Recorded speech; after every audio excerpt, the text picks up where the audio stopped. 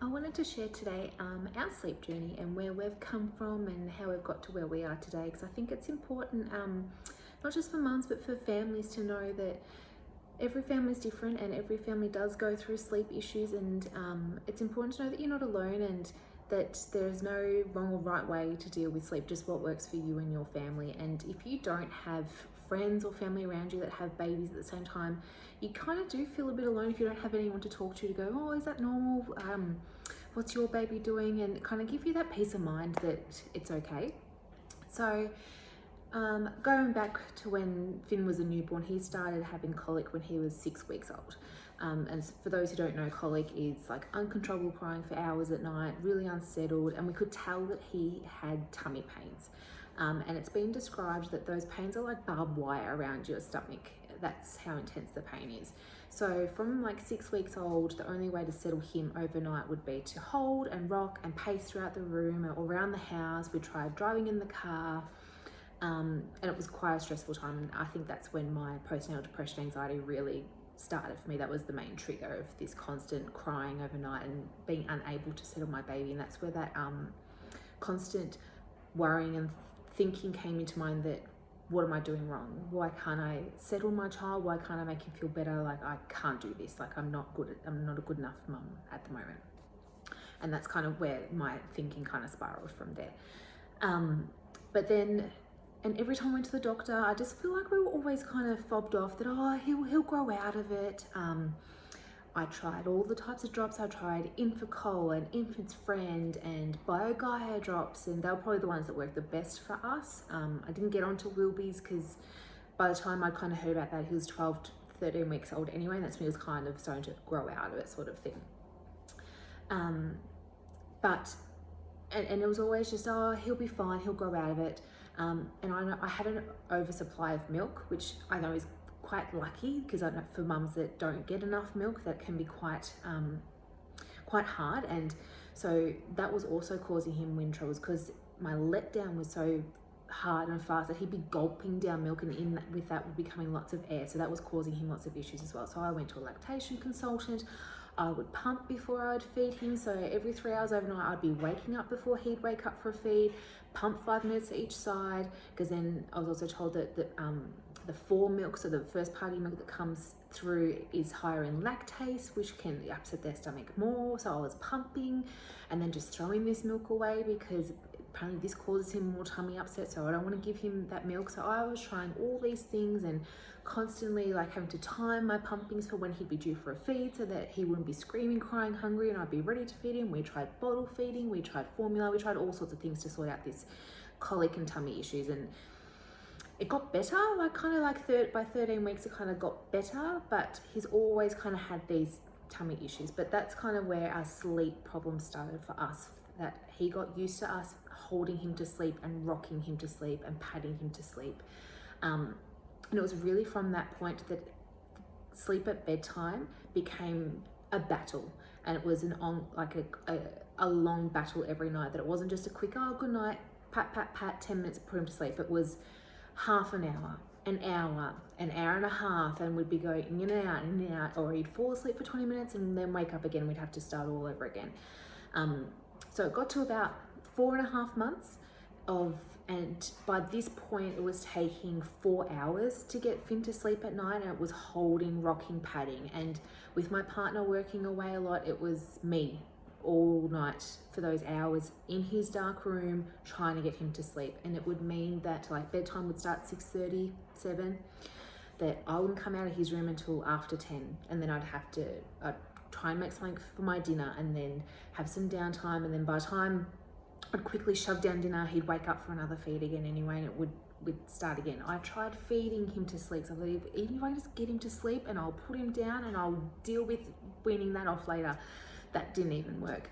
So it was at 4.5 months that we sought out help from a sleep consultant ourselves, because I was just like, there's got to be a better way. We can't keep going on like this. This 4-hour battle every night is beyond a joke. It's getting ridiculous. My arms were killing me. I got tendonitis in my wrist from holding and patting, as ridiculous as it sounds, and like I've still got that pain, but it was just unsustainable. And it's what got us through that newborn stage to help him sleep, and that worked for us then, but it became really unsustainable. So we sought help from a sleep consultant at that stage, and got the 2-week support, which at the time, I don't think we utilised as best as we could. I didn't realise that we would have to be the ones that would be checking in with them. They didn't check in with us.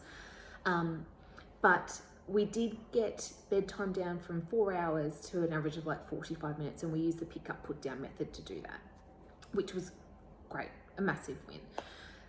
But Finn's sleep just didn't magically solve itself. He was still waking 2 to 3 hours overnight. We'd got through the 4-month regression, but then there's always more regressions and leaps that come after that. And we'd kind of always had this false starting at bedtime with Finn. Like, we'd get him down, and then anywhere from like 30 to 50 minutes later, he'd wake up. There was never any kind of consolidated sleep at the start of his night. So he's always kind of had those false starts, and that's what's really been continuing since, for as long as I can remember. He's never really had consolidated sleep at the beginning of the night, when really that is the most consolidated sleep they have, is from bedtime till like midnight. And then the second half of the night or the early morning is when it's most disrupted. But he never had that consolidated sleep. So since probably 5 months, really we've been battling with those false starts of him waking up 30, 40, 50 minutes after going down for bedtime. And it was every 40 minutes for the first 3 hours, and then I'd get a 2 or 3 hour block, and then I'd get another 3 or 4 hour block. He's never really slept solid. I think he's now 9.5 months old, twice he slept from 11 p.m. till 7 a.m. Or the other night he slept from 11 p.m. till 5 a.m. Or last night, for the first time in, I think, ever, I put him down for bed, took half an hour to get him to sleep, which is fine. But then, so 7:30 he went to sleep, and he didn't wake up until 11:30. So there was no false start last night, which is fantastic. So I guess, like, after we sought help from that sleep consultant and we still had more issues, it was still adding to my anxiety, and my whole day revolved around his sleep and watching the clock. And I wouldn't be able to sit and watch him on the monitor just playing in his cot. In my mind, I think, oh, he's already reached his awake time. He has to get this sleep, and he needs this much sleep. And I was fixated and obsessing about it.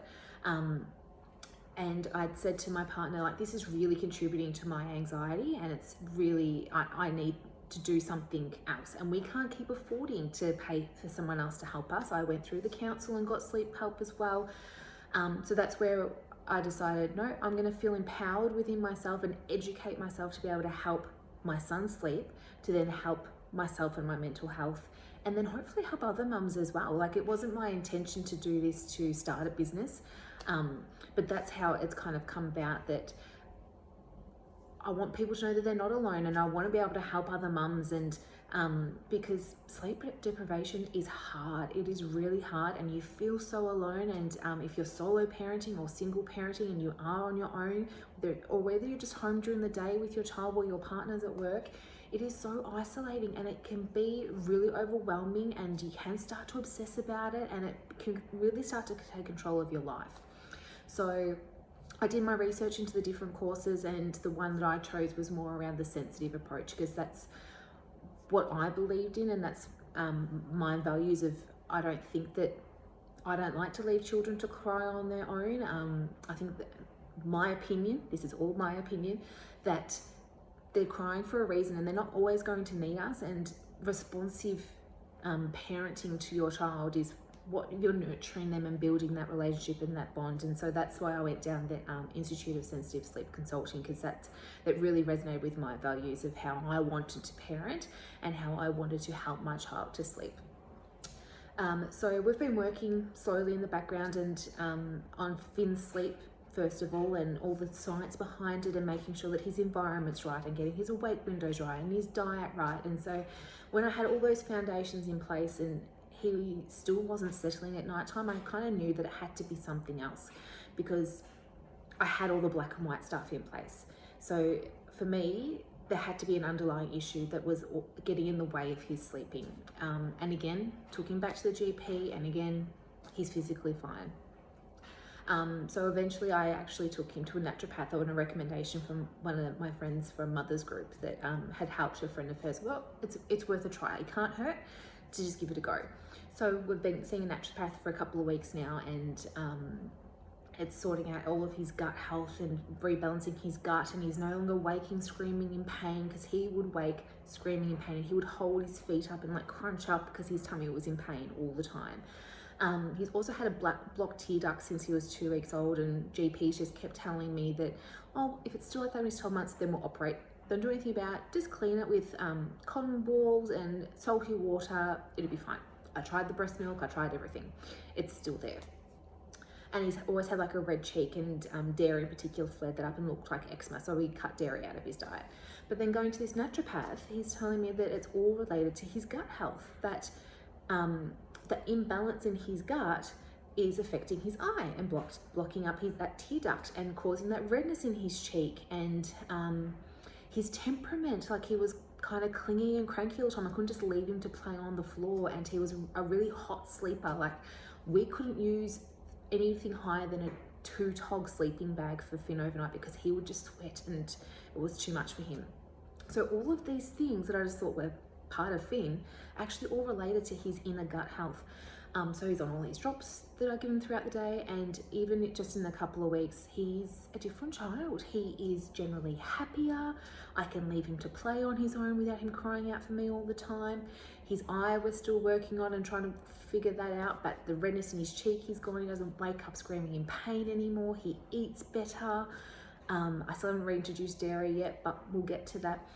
But now that I knew that his gut health was back working fine and we got that under control, I sat down with my partner and said, right, because Finn's still waking every 3 to 4 hours overnight, and I said, I can't do this anymore. I am so sleep deprived, like beyond exhausted, that I'm just on autopilot. Like I couldn't even tell you what day of the week it was, because every day just blurs into the next. I couldn't tell you how many times I wake up to Finn during the night, because I can't tell last night from the night before or what time it was, because I'm just on autopilot.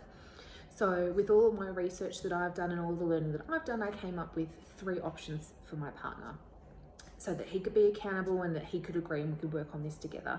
And part of our parenting style is we are attachment parents and we are responsive parents. So cry out and those extinction methods and controlled crying isn't for us. We want to respond to our child when he's crying. We want him to know that we're going to be there for him, and both mentally for my partner and I, listening to him cry doesn't sit well for us. And if that works for you and your family, that's completely fine. And I know how to do that properly and coach you through doing that, because it is effective. And there is no research to show that there are long-term psychological effects for children that are left to cry on their own, whether it's controlled crying or cried out. And you'll also find that a lot of other sleep consultants say that there are no cry methods, but they just call it something else. So space soothing is the same thing as controlled crying, or incremental settling is the same thing as controlled crying. You're leaving your child to cry for a set period of time. You're watching a timer rather than responding to your child when they're crying out for you. And it does work. It works a lot quicker than responsive settling, but it's whatever works best for you and your family. So the past 5 days, we've been really strict, my partner and I. We agreed that we're not going to pick Finn up when he's upset anymore, but we're staying in the room with him. We're not leaving him the room and leaving him to cry. So we are chosen an in-room responsive settling method. And look, there have been nights where I have picked him up and cuddled him or gave him another feed to help calm him down and try again. But the first night took us an hour and a half of 0 pickups, just sitting by his cot, patting him, patting the mattress, lots of soothing repetition sounds of our sleepy phrase, which is time for nunnos and you're okay, time to lie down. So an hour and a half of sitting in his room next to the cot, pulled the chair over, and just lots of verbal reassurance, and also try not to pat the whole time, because that was something I wanted to wean back on as well, because that's something he'd become reliant on. So maybe 30 seconds of hands-on patting, then pulling back and just using my voice. So we've gone from an hour and a half the first night, 25 minutes the next night, 10 minutes the night after, and of course that's the night my partner put him down and he thinks he's fixed him. Back up to an hour the night after, but that was our 4th night. And if you've read through some of my posts, that was our extinction burst night. So that was our 4th night, and my partner tried to tell me that, we should have left him up to play for longer. I'm like, nope, it's a 4th night. Like, he's acting out to go, nope, I'm trying to push back against what's happening, but it's really telling us that what we're doing is working. So then last night was night number 5, and he fell asleep within 25 minutes, and he had that full consolidated sleep for the first half of his night, so from 7:30 to 11:30, and he hasn't had that before. Like, usually I'm sitting there watching the monitor on edge, quickly scoffing dinner if I haven't eaten dinner with Finn at 5 o'clock, quickly watching my TV shows, or quickly go to the toilet or put my pajamas on, get myself ready for bed, in anticipation of him waking up.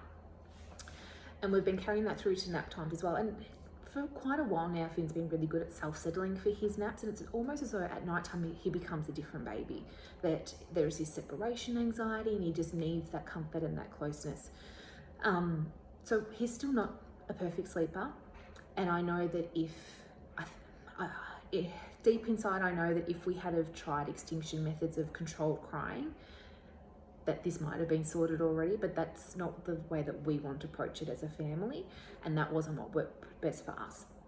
Don't get me wrong, I now know the difference of when I can let him grizzle and play around in his cot. Like today for his afternoon nap, I put him down at 2 o'clock, and by 2:30 he still wasn't asleep. He was just grizzling and crawling around in his cot. Take me back 5 months ago and I would have been so on edge and straight in there, picked him up, patted him to sleep. So I'm like, it's his spare time. He's been awake for this long, he needs to get to sleep.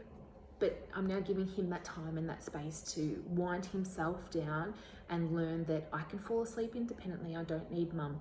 And of course, as soon as he starts actually emotionally crying, I'm in there and I'm reassuring him and responding to him. So just a bit of a snippet of how far we've come, and like he's still not a perfect sleeper, and there might be nights where he will sleep through eventually, and then like everyone, he'll have bad nights where he doesn't sleep through. But just like us as adults before kids, we didn't have a great night's sleep every night. There's always things that come into play, and it's really important to remember that they're not robots. And despite what people in your mother's group or your friends or how well their babies are sleeping, every baby is different, and you need to do what works for you and for your family at that time. And as soon as something is no longer working for you, that's when it's time to make a change. And whether it is responsive, gentle, settling in-room methods that you want to try, or if you are at that point where we can handle it, if we need to let him cry and we're going to try some extinction methods, then that's fine as well. But you do what works for your family until it no longer works. But it's important to know that you're not alone. There are no perfect children, and sleep will come back eventually, and your baby won't always need you. So that's what's kind of got me through some of those really late nights and feel like my eyes are hanging out of my head. I'm like, he's not always going to need me. He needs me tonight, but he won't always need me. And just kind of take a minute to enjoy that little cuddle and enjoy that little time that, and also as a breastfeeding mum, I know that that's connection time that my partner doesn't get to have. So I do savor that a little bit, knowing that one day he's not going to need that. Don't get me wrong, I'm tired. There are days where I am beyond tired, and I wish that he would just sleep through, but I also know that he's not always going to need me, and he will sleep one day, and I will get my sleep back another day. And for right now, this is what's working for us, and every day things get a little bit better. So hang in there. You've got this, and things can get better, and things will get better. It won't always be this way, but you're doing a great job.